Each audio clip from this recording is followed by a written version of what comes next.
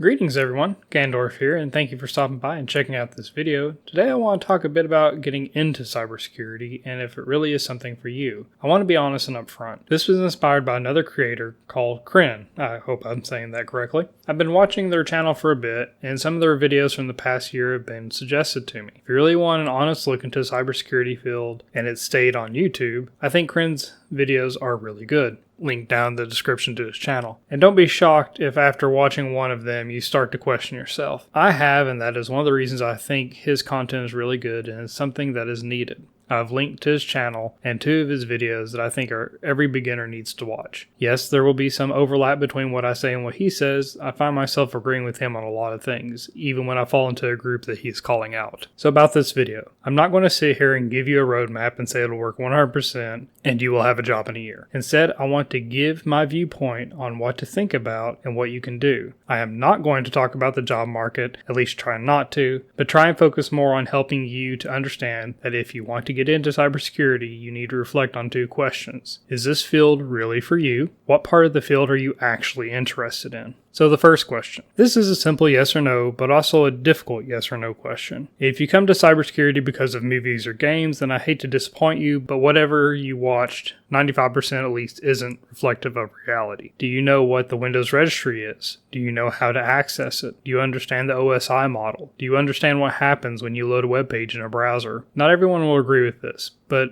if you can't get through CompTIA A+ course material, then maybe, this field isn't for you. You have to put in a lot of time with research, reading, and a lot of failed implementations. If you're not okay with that, then maybe your time is better spent on another topic. So say you've reflected and you feel really confident that cybersecurity is the field for you. Okay, which part? Let me show you a couple of websites real quick. Okay, first we have here an article from Upguard, and I like this because it really breaks cybersecurity down into a few categories, the fields of it. And you can read through this, link in the description, and kind of see what areas might interest you. And this can start helping you get a focus on where you want to put your time into studying. Again, links in the description. Definitely give this a read through to help you out. There's also a pathway on TryHackMe called CyberSecurity 101. Of course, link below. I think it is a really good intro into a lot of the core basic areas of knowledge you will need. If you can get through all of this content and still have a drive for doing more, then cybersecurity may be a field for you. The biggest thing is I think this pathway will help you start to understand what areas of cybersecurity you are actually interested in. You can then focus on modules and boxes that are aimed in that field. And just a funny side note, when I came across this, I thought, oh, surely I've got most of this content done. When I pulled it up underneath me, I've only got 31% of it done. So I'm going to go back and go through this and really give it a good breakdown and maybe make a video just on it.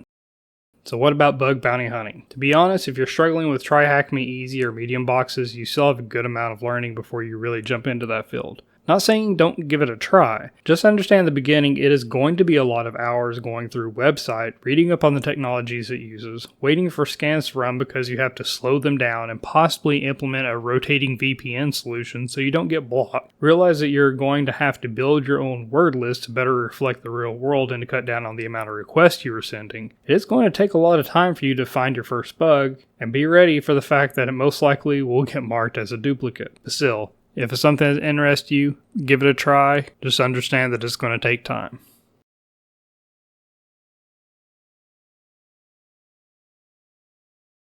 I think it does a really good job at helping to understand the job market, at least here in the USA. There are only 500,000 job openings according to this. While that sounds like a lot, remember that TryHackMe has over 4 million user base supposedly. I don't want to make you doubt that you will find a job, I just want you to understand the reality of it. If you scroll down, there's something that I really like. I don't know how well it'll show up for you, but this graph on the bottom right shows you cert holders versus cert requested in job openings. You notice that at the top? That is 250,000 job applicants have Security Plus. Yes, you still need to try for this cert, but if we click here, you can see that only 70,000 postings are asking for it. But if you look at the CISSP, 82,000 request it, and there's only 92,000 holders. So by getting both, this will help you stand out. Maybe that would help me if I got the CISSP. I only have the associate SSCP from ISC squared from passing the SSCP exam, but I didn't have any work experience I could put towards the actual cert at the time I got it. Also, as a side note, if you do go for ISC squared certs, some of the material on Hack the Box will actually count toward your CPE credits. Currently, 10 of the 15 I need for mine got covered by Hack the Box alone.